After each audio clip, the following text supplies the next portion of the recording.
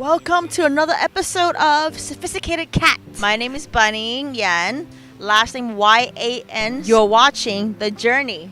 Fashion and marketing. Well, everything has to do with marketing. It's really about telling people what do you do, what kind of feel you want people to relate to your product, your belief, your concept. So I guess to mix those two things, the key is know what you want people to associate your brand with, and really put yourself out there. As much as sometimes it's a pain, just keep on posting, keep on sharing, keep on telling people, because nobody know you have the best dresses if you're not going to tell anybody. Like how to convey that through marketing. Principle wise, at the end, you really need to make sure your company still makes money. It doesn't matter how good you are doing for the world. If you're not going to survive as a company, it's not actually sustainable. That's actually what it's supposed to mean. You need to sustain your business. So be consistent, true to who you are. Don't just putting buzzword in just because it sounds good. Actually do try to make a difference, because it does come back to bite you in the ass. Can I say yes on the show? Make it interesting and creative. And last one, I want to say make it sexy. Because at the end of the day, people are going to wear what they like to wear, what they want to wear, what they associate with good feelings. So if what you do make them feel sexy, beautiful, that's why they come back. And sustainability would just be an extra. So it's really about how to market that entire package and not market as separate. So for my business, The Squirrels, right now we really consult brands to turn their marketing or production waste into a new product, a new marketing campaign that's tailored to their customers. It has evolved over time. In the beginning, I was really catering to smaller designers to exchange fabrics between themselves or material. And as they grow, you start realizing smaller brands, they need to think about survival first. So sustainability in the beginning for most of them are not the priority, and when your brand start growing, that become a problem. So we evolve from catering to smaller emerging designer to bigger emerging designers or to bigger larger brands. But we actually waste double the human population, the weight of the human population every single year that's being dumping in the landfill, which means at one point resources gonna be scarce, or we're gonna run out. Upcycling is not only like we need to start doing until it's like you don't want to be it's too late. Then you go like, holy shit, now we need to figure out how to deal with it. I particularly love it because it really helps people to understand what the potential of certain material is. So like really quick on difference between upcycling and recycling.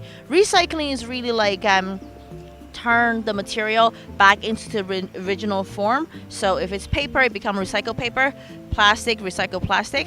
Upcycle is you take that object, that product, and see the characteristic of it and change it into something else using least amount of energy and labor.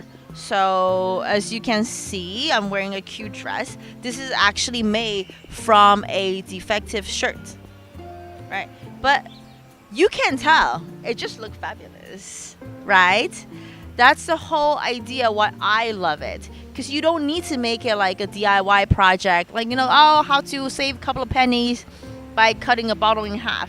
This is about like upcycle designer can really shine, because you don't just understand do a design and find the material for it. You can find that material and give it new life, give it new meaning, and create it into something entirely different because of limitation, because of rules.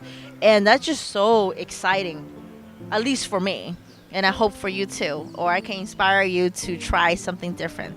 So starting something new is never easy, especially when you are the trailblazer because there's nobody before you and there's too little sample that you can pull. They're not popular enough for you to even find it on the internet or able to present as a relevant case. So convincing people and know how to talk and know what to say is very important. But find a way, if you're doing a bigger platform, finding your core customer base, that first 100 fans, so important. They need to be super fans so they can help you to convey and relay your belief and that message. That's where I was not able to grow in a significant enough size for the funding to run out. So 2 things about entrepreneurism, guys, really, really important. Make sure you can back yourself up with funding. As soon as the funding goes, I don't care how good your idea is, it's hard to push forward.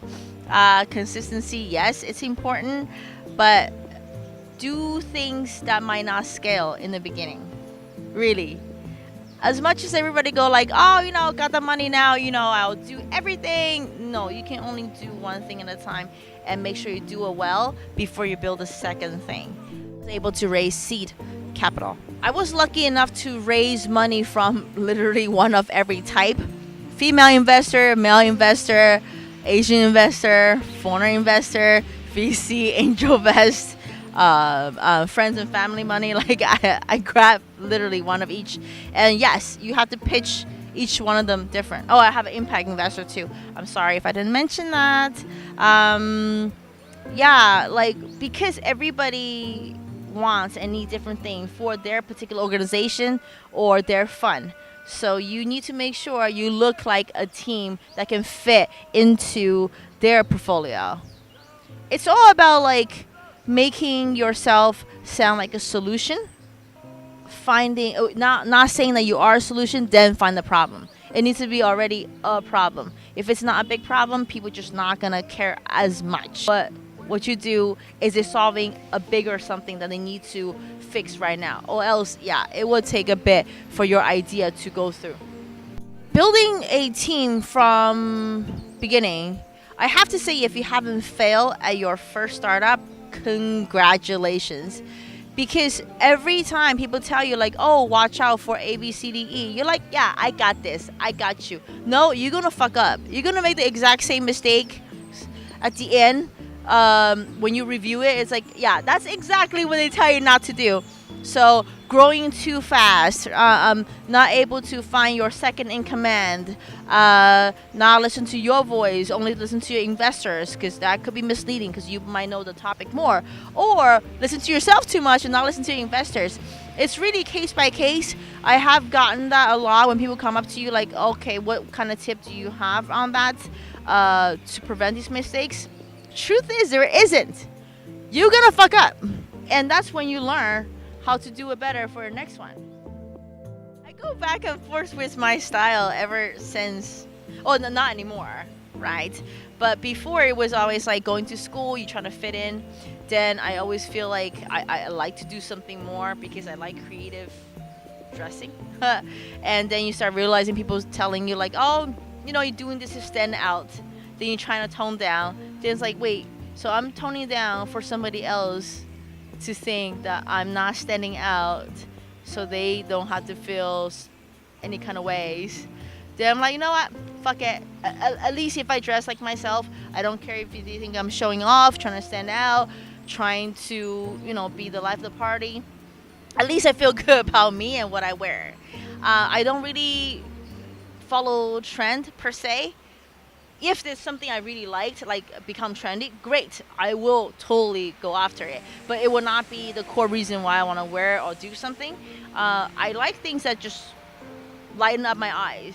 So if I see a really bright color in the marketplace, I will for sure drawn to it, like a puppy. But I just like to mix and match different styles. Like this is like South African and handmade.